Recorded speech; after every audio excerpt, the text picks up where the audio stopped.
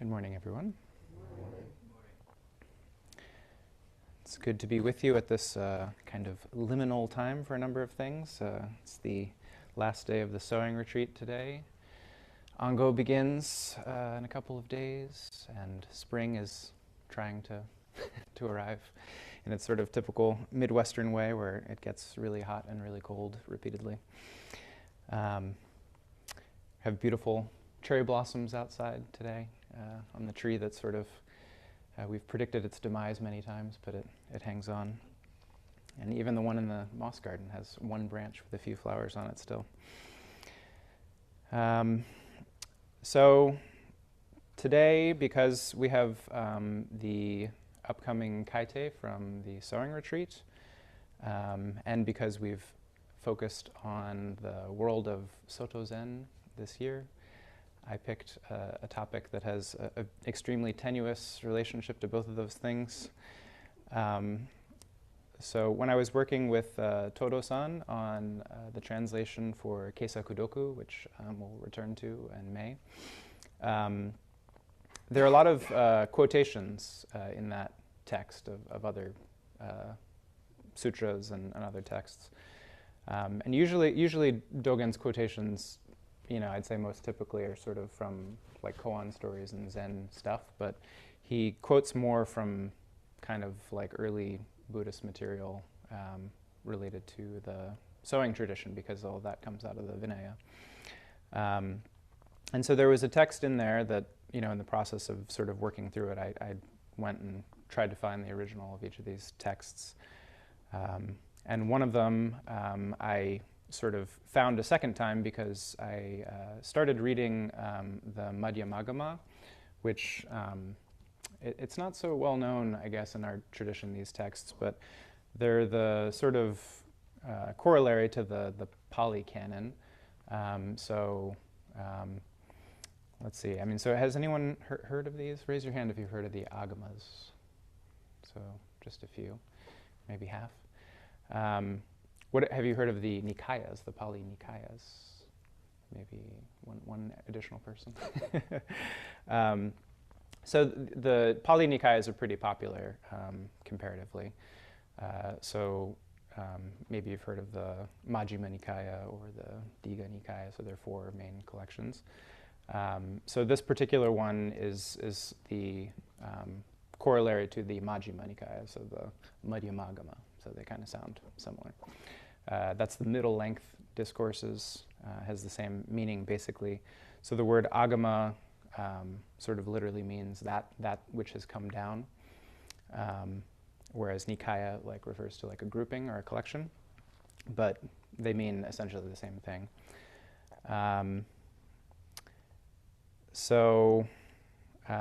These are related to different early Buddhist schools. So it said that there were 18 different Buddhist schools. There were a series of schisms kind of early in the tradition, so it said that there was a first Buddhist council where everyone got along and agreed, and they said this is what the Buddha said, and we'll preserve this. Then there was a second Buddhist council around the time of Ashoka, so that's like 3rd century BC, and it said that the Sangha split in two, what became the Theravada and the Mahasamgika. So that sort of means like the Theravada is like the elders, and the Mahasamgika is like the majority, is like what they called themselves. And then both of those groups continued to sort of split. Has anyone heard? Can anyone volunteer a name of an early Buddhist school, other than Theravada, because that's too easy? Yeah, that's okay. So that's the. This text is thought to come from that tradition. We don't have like 100% direct evidence, but this has been like sort of a scholarly preoccupation, is like looking at various early texts and like trying to figure out what early school they're related to. So Sarvastivadin is probably the most important, other than like Theravada, I guess. So in the Tibetan tradition, for example, their Vinaya is from the Sarvastivada tradition. A lot of the early texts that were translated into Chinese come from that tradition, and the kind of Abhidharma tradition that sort of influenced Mahayana mostly comes out of this tradition, it's thought. they had sort of a weird view, like, so I think sarva means like to exist, if I'm remembering right. But basically the idea was that they believed that somehow dharmas existed like in a substantial sense in both the past, present, and future. Like both the past, present, future sort of like all exist at the same time, and things can substantially exist in all three times. And so they had to come up with this really complicated philosophy to like explain how this worked. So they got really good at philosophy, and that influenced Mahayana. So the Nagarjuna, the fundamental verses of the middle way, is mostly sort of a takedown of their philosophy. So anyways, just kind of for your interest, there's a whole complex lore that went on very, very early. The Mahayana, it's interesting, sort of like coexisted with a lot of these schools. So like Mahayana, it's thought that Mahayana practitioners would like kind of be under the umbrella of one of these schools, but they would practice sort of Mahayana at the same time. So they weren't like exclusive categories exactly. And of course the Vinaya tradition that continues, that's where we get our sewing tradition from. So in the case of Chinese East Asian Buddhism, that is from the Dharmaguptaka, another early school. So the influence sort of continues. And it's also said when Xuanzang went to India in like the, was it 8th century, I guess, 7th century, these schools were still like very firmly established throughout India, various ones.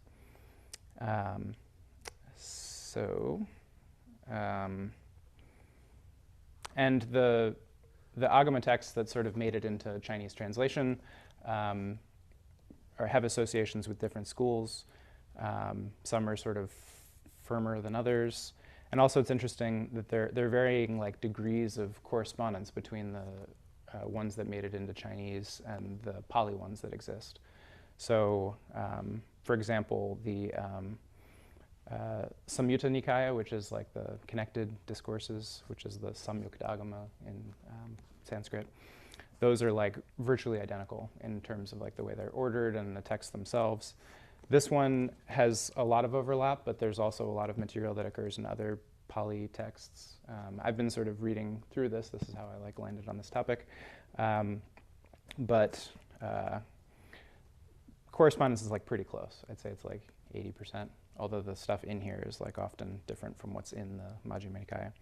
And then there's some that are like very different, suggesting that the sort of contents was set earlier on versus later. So yeah, that's just a little background on these things. They were not very popular in Mahayana countries because these are thought to be the Hinayana. These are the Hinayana teachings, so they didn't like those. Interestingly, in Tibetan, they don't have like almost any translations of these Agama texts, so the whole like Pali Canon stuff, almost none of that exists in Tibetan translation. So, okay, moving into the text that I want to talk about itself. So, of course, we have the three poisons in our tradition, right? We have greed, anger, and delusion. And it's sometimes said that people tend to have more of one than the others. So think about this for a second. Think about yourself. Are you more of a greedy person, an angry person, or an ignorant person? So you sort of like imagine maybe like walking down a street. Are you like looking at the houses, criticizing all the things that you see in the yard and the sort of details of the house? Are you greedy, like wishing that you had what they had that you don't have? Or are you just kind of like, la, la, la, la, la, So think about that for you.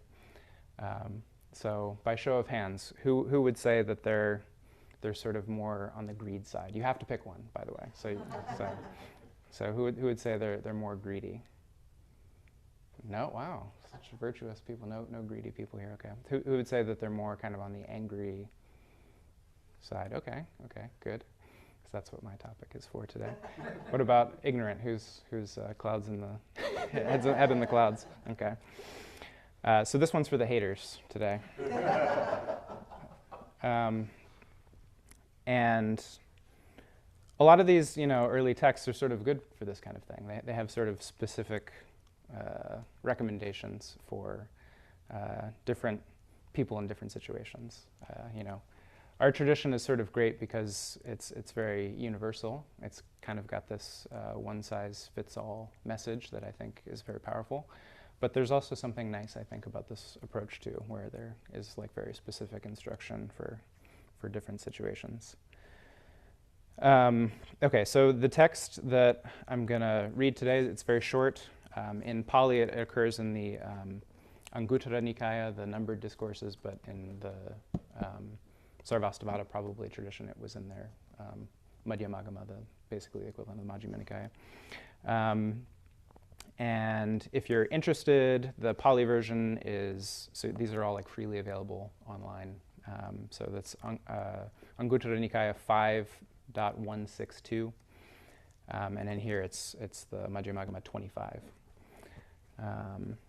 So the text in this version is called The Discourse with Parables Relating to Water. The Pali title is the Second Sutta on Getting Rid of Resentment or Subduing Hatred. So different titles, but they're actually 95% identical in this case.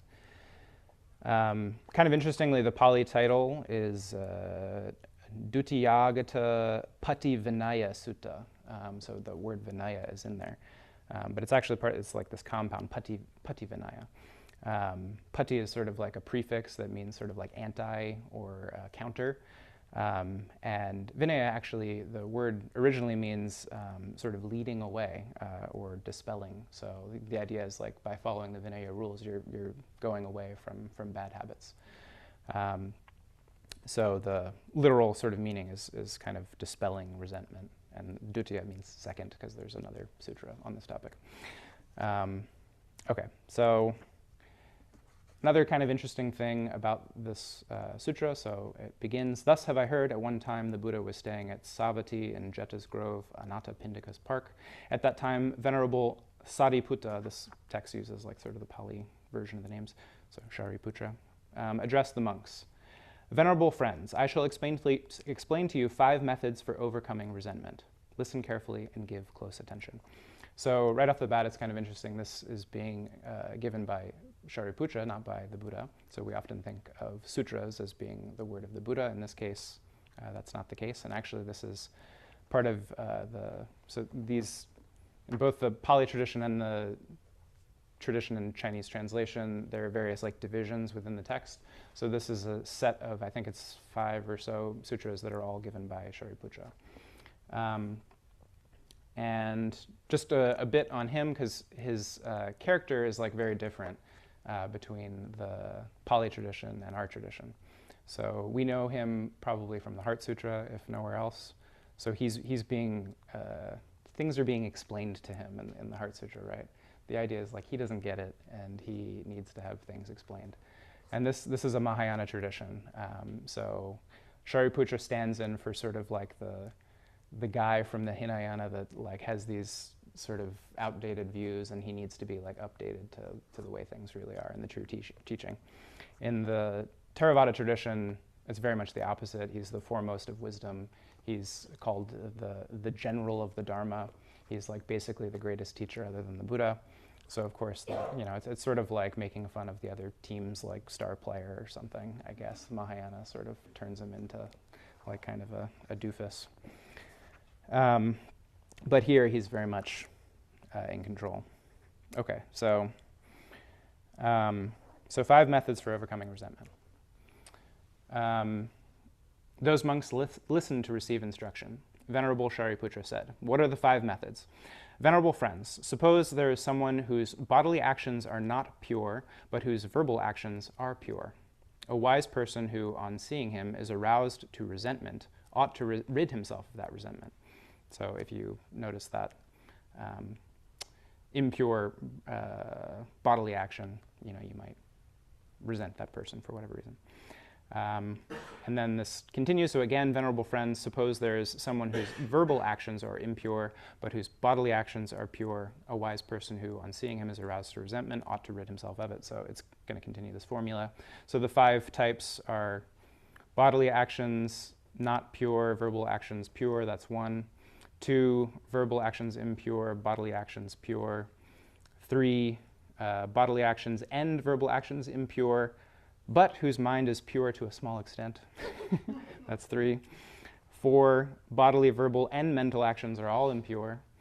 And 5, someone whose bodily, verbal, and mental actions are all pure. So those are the 5 types of people in this text. So, venerable friends, if there is someone whose bodily actions are impure but whose verbal actions are pure, how should a wise person who, on seeing him, is aroused to resentment, rid himself of that resentment? So this is the first category. This is what Dogen quotes in Keisa Kudoku, is this section here. So, and this is related to sewing.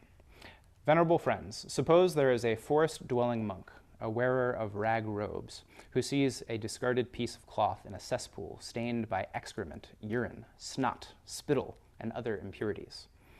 And on seeing it, he holds it with his left hand for dirty stuff, and spreads it out with his right hand. And wherever he sees portions that are not stained by excrement, urine, snot, spittle, or other impurities, and that are without holes, he tears them off and takes them to make a rag robe. Similarly, venerable friends, if there was someone whose bodily actions are not pure, but whose verbal actions are pure, one should not pay attention to his impure bodily actions, but pay attention only to his pure verbal actions. This is how a wise person who, on seeing such an individual, is aroused to resentment, ought to rid himself of that resentment. Okay, so that's category 1. This, it's interesting, in Dogen's quotation in Keisa Kudoku, he kind of ignores the actual message of the text itself. He's just interested in this reference to how they're collecting these rag robes from the trash heap, because he goes on at length about how important rag robes are in sort of a metaphorical sense, because he later says, actually, we don't use really rags, but he's kind of at pains to explain the old tradition and kind of, I think, sort of in a metaphorical way, talk about the significance of these rags for robes. Okay, so the second category, and so obviously the idea here, right, is you're focusing on the good qualities of the person. You're not focusing on the negative things. So, second category. So this is someone whose verbal actions are impure, but bodily actions are pure. Venerable friends, suppose that not far from a village there is a deep pool whose surface is covered with water plants. And suppose that a man comes along who is oppressed by extreme heat, hunger, thirst, and exhaustion caused by hot wind. On arriving at the pool, he takes off his clothes, puts them on the bank, and enters the pool, pushing aside the water plants with both hands. He enjoys a pleasant bath and rids himself of the oppression by heat, hunger, thirst, and exhaustion. Similarly, venerable friends, if there is someone whose verbal actions are not pure, but whose bodily actions are pure, one should not pay attention to his impure verbal actions, but should pay attention only to his pure bodily actions. So in this case, the Pali translation that I looked at is a little better, I think, in some ways, because it refers to algae scum on the top of the pond. So the idea is, you're just kind of parting that away and finding that clear, pure water that's just beneath that light sheen and taking a refreshing bath in that. I like that idea of sort of taking a cool bath in the good qualities of another person. It's sort of a nice idea. Okay, so next category. So bodily and verbal actions both impure, but whose mind is to a small extent pure. So venerable friends, suppose that at a crossroads there is a puddle of water in the depression made by the hoof of an ox. And suppose that a man comes along who is oppressed by extreme heat, hunger, thirst, and exhaustion caused by a hot wind. He thinks to himself, this ox's hoofprint at the crossroads contains a little water. If I were to scoop it up with my hand or a leaf, the water would become muddied, and I would not be able to rid myself of the oppression by heat, hunger, thirst, and exhaustion. Let me kneel down with hands and knees on the ground and suck up the water directly with my mouth. He then kneels down with his hands and knees on the ground and sucks up the water directly with his mouth. Similarly, venerable friends, if there is someone whose bodily and verbal actions are impure, but whose mind is pure to a small extent, one should not pay attention to his impure bodily and verbal actions, but should pay attention only to his mind, which is pure to a small extent. So I think this one's interesting, of course, for us modern people. This seems super gross, I'm sure. drinking directly out of like the tiniest little puddle. But I'm sure in ancient times, the necessity to do this kind of thing probably happened to many people. We take pure water for granted, but it wasn't very readily available in ancient times. But I think the message here, right, is clear. Like, there's so little good about this person that it's like the tiniest little puddle, but we can still get some refreshment from it if we are really careful. If we get down on hands and knees and very carefully suck it up with our mouths.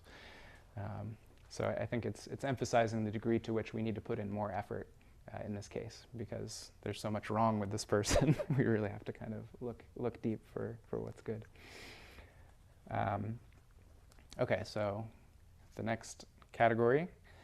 So if there's someone whose bodily, verbal, and mental actions are all impure, what do we do in this case? Venerable friend, suppose a person is on a long journey and having become ill on the way is suffering greatly and exhausted. He is alone, without companion. The village behind him is far away and the village ahead has not yet been reached. Suppose also that a second person comes along and, standing to one side, looks at the first person, who is on a long journey and having become ill on the way is suffering greatly and exhausted, etc. Repeats everything. These are very repetitive because they're orally transmitted. And suppose that he helps that sick traveler to get through the wilderness and reach the next village, and there gives him excellent medicine and good sustaining food, caring for him well. In that case, the person's illness would most certainly subside. That is to say, the second person is extremely compassionate towards the sick person, having a heart full of loving kindness. So, in this case, we can't find any refreshment in this person's action because it's all impure. In this case, we really have to just activate our own compassion and think about the other person and not about ourselves. So we have to recognize that this person is in trouble. Like, it might be all kind of irritating, annoying stuff that we don't like. It doesn't give us anything.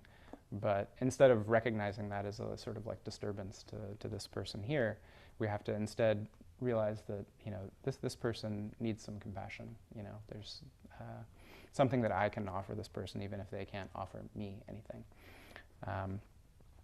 And the text continues, similarly, venerable friends, if there's a person whose bodily, verbal, and mental actions are all impure, then a wise person on seeing him thinks, let him not on the breaking up of the body at death go to a bad realm of existence and be reborn in hell as a consequence of his impure bodily, verbal, and mental actions. If this impure person encounters a good friend, he may give up his impure bodily, verbal, and mental actions and cultivate pure bodily, verbal, and mental actions.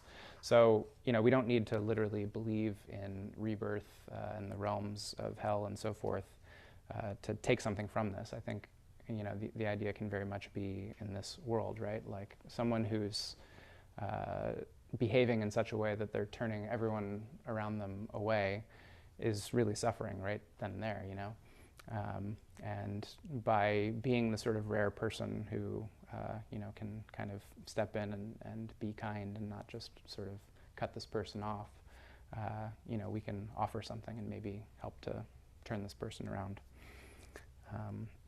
In a small way. So,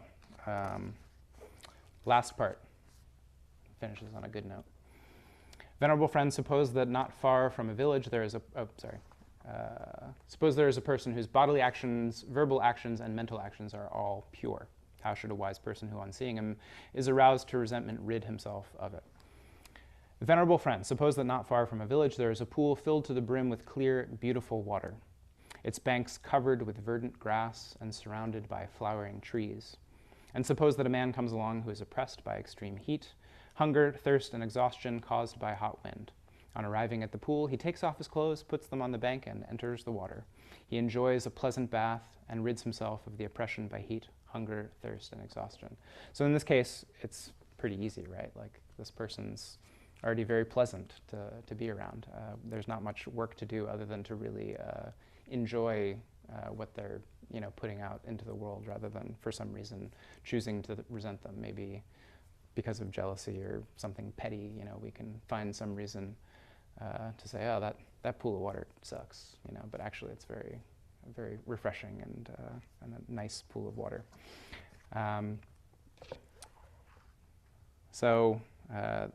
this ends, "This is what Venerable Shariputra said. Having heard it, the monks were delighted and remembered it well." So these kinds of, that's actually one of the few differences between the two texts, is the Pali one doesn't have a "thus have I heard" and location at the beginning, and it doesn't have anything, it just sort of abruptly ends. But otherwise, they're basically identical. And also the Pali refers to the ponds in both cases as lotus ponds, so it gives you that little Buddhist image as well of, a lotus coming up out of the mud. So I think that's very straightforward teaching, right? See the good in people. Don't focus on the negative. It's simple, but I think so often, speaking for myself, I definitely have a tendency. I'm a hater too, I should say. So I tend to focus on the negative in people, and I recognize it, and I really don't like it. And so this text sort of spoke to me. Simple as it is, it's obvious, right? But at the same time, for those of us who approach the world this way, it's really worth trying to put it into practice, I think. So we have to get back to sewing today for the folks at the sewing retreat. So this is a very brief talk, but we have a few minutes, I think, for discussion, questions, comments, if anyone has them. So thank you. So I'll just say I thought it was really interesting you were pointing out to us the difference of how we view Shariputra and the two traditions, because it just makes me think, who else do we view differently? Mm-hmm. And maybe that's an interesting sort of, at some point come back and say some more about that, because I think that's interesting. And I also think, of course, what you're talking about is really very fundamental for us. Greed, anger, and ignorance, of course, really important for us. And the other interesting triad, of course, is body, speech, and mind, because the three places we create karma, right? Mm-hmm. So we've got these three really, really important basic things. And I think it's really helpful to hear, like, on a moment-by-moment basis, how those things intersect. Mm-hmm. So on a moment-by-moment basis, what are we encountering and what are we doing with that? Because sometimes it can seem like practice is way up here. Right. And what you're reminding us is practice is on the ground every moment by moment. If we're sewing or we're walking the dog or we're washing the dishes, right? Mm-hmm. Something comes up, greed, anger, ignorance come up, right? Yeah. So what are we doing with body, speech, and mind? Because it's so often, well, I think about something, or I think in my head that I have a feeling about something, but what am I saying about it? Mm-hmm. What am I thinking about it? And then what am I doing with this body, right? So I think what you're covering is the entire ground of our practice in a really concentrated way, which is why those teachings, I think, are so helpful and very specific. Yeah. I mean, it's interesting to think that, at least thinking of myself, I can't speak for other people, but I haven't spent a single day of my life where I was like completely pure in any of body, speech, or mind.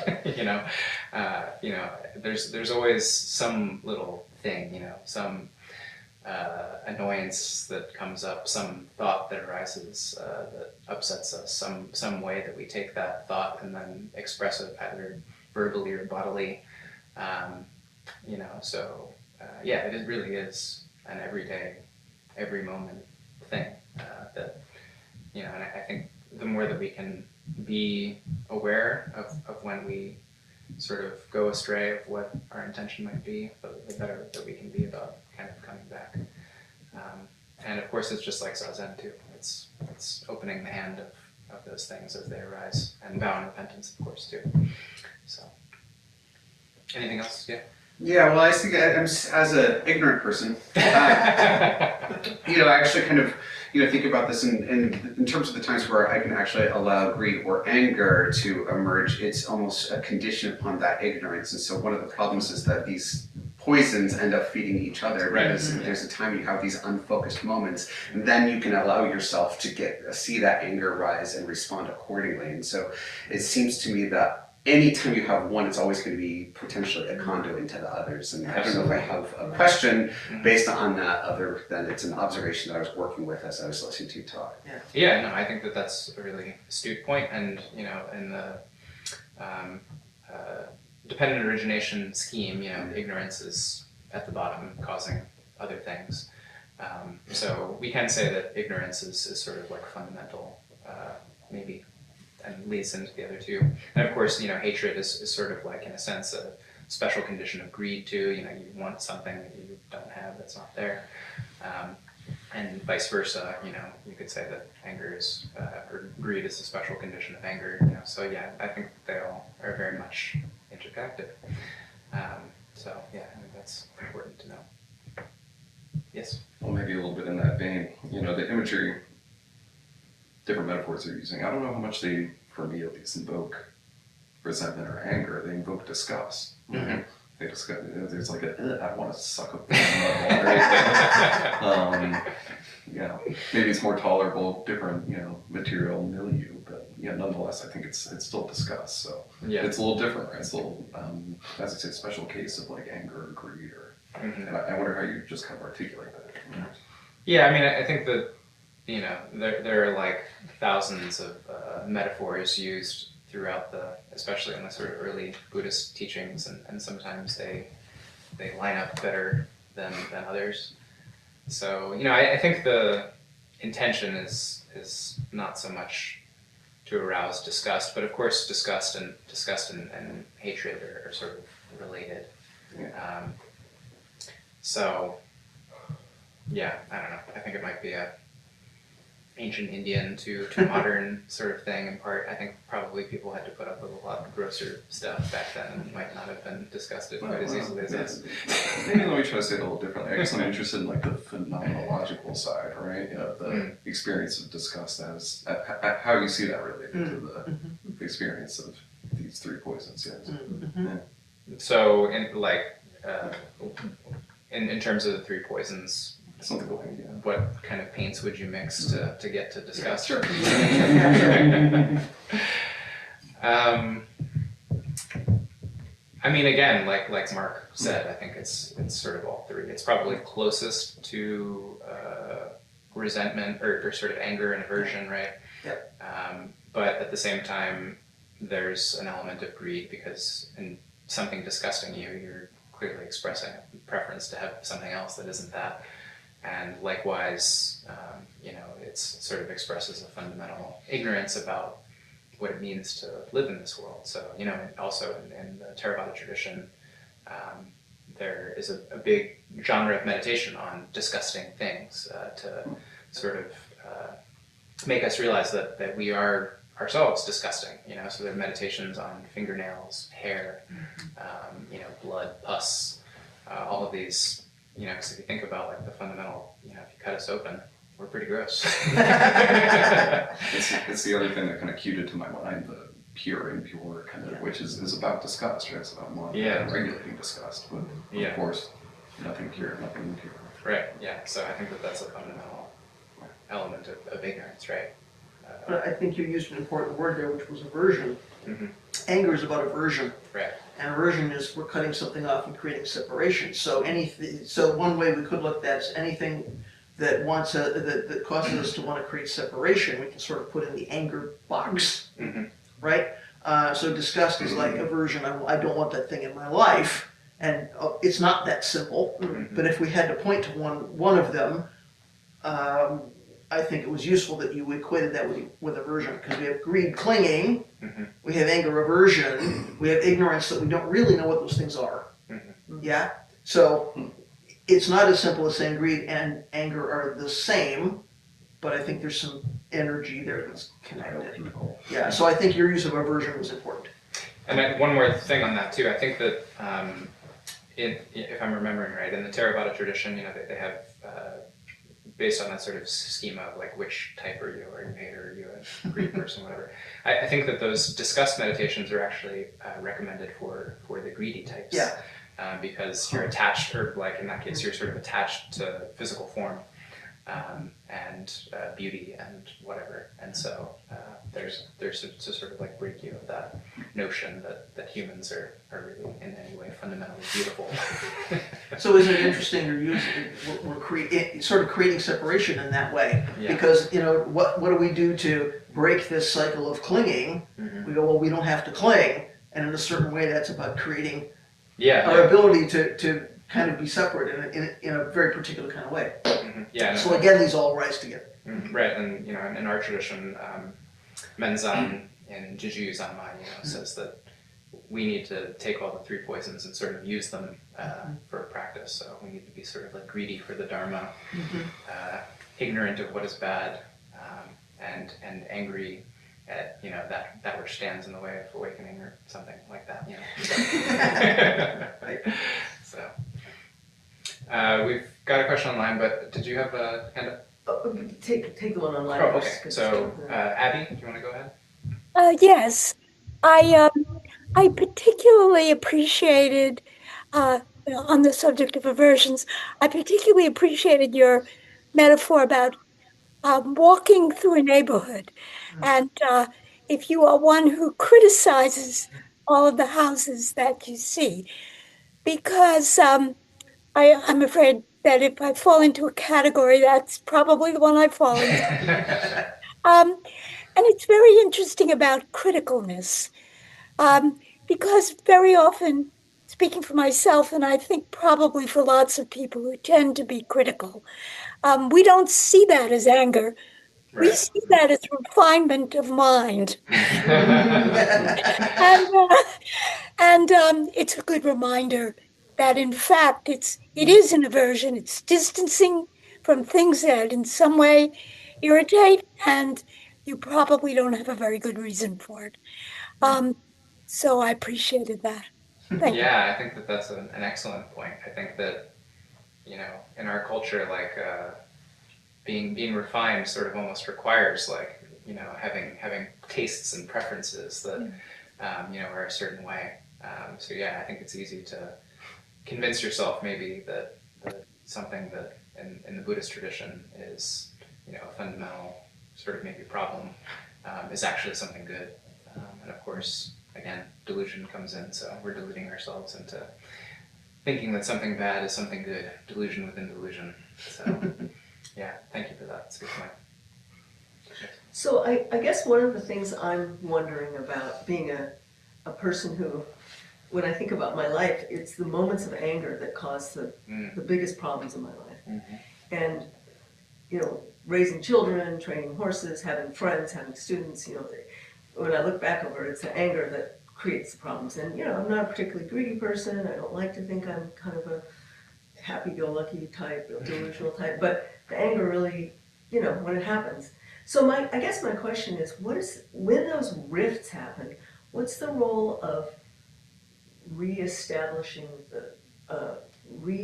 healing the breach in the Buddhist, how does this text point us toward healing, or because it causes a disruption of community and disruption of connection? How do you heal that? I mean, this text, of course, is just a couple pages, so I mean, I don't think it's telling us so much about that side of things. Yeah, it might be going on the text. But of course, that is equally important, because who hasn't given rise to anger? I mean, in our lineage, the emphasis on vow and repentance is strong. So this is sort of the vow side. This is the direction that we want to live our lives in. But at the same time, there needs to be room for recognition when we go astray from that vow, and reestablishing the vow. So, I mean, I think that in a fundamental way, that's the most important thing, is when we, fall short of what we know is the healthy way of living, that is not giving rise to anger.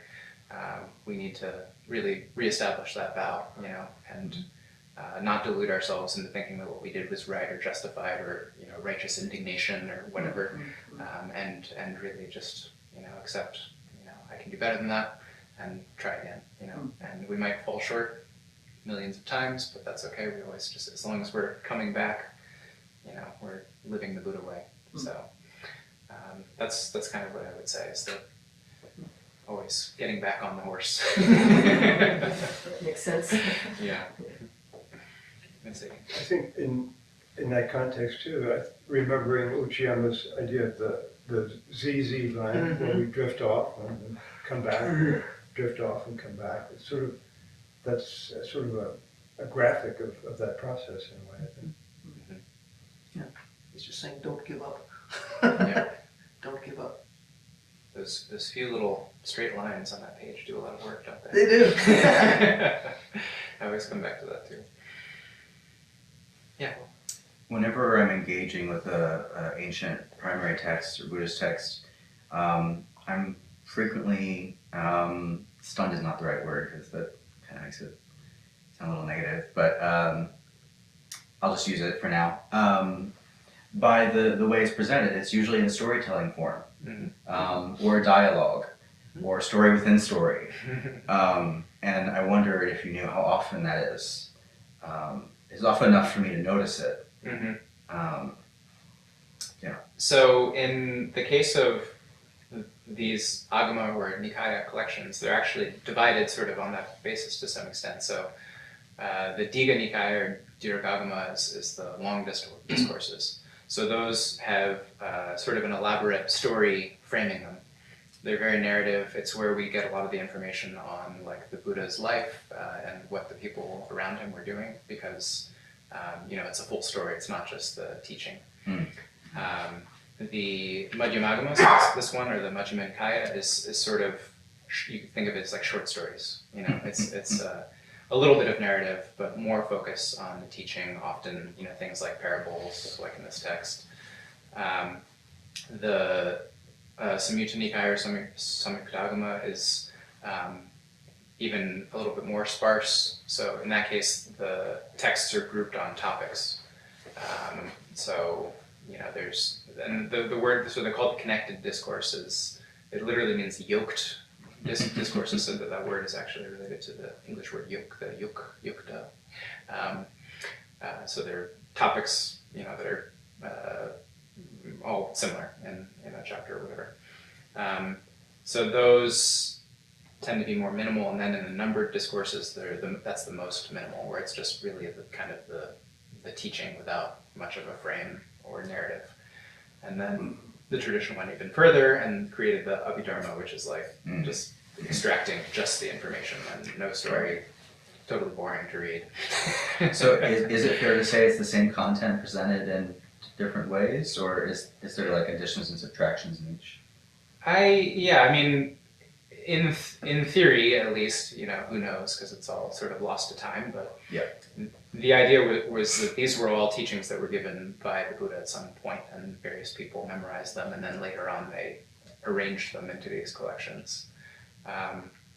So I think that there's a substantial amount of overlap, but you might have some unique teachings in one text or the other that don't appear in one of the other collections. So I don't think that they were arranged with that so much in mind. So, sure. Yeah, it wasn't like a top-down. Like, these are for abridged. Yeah.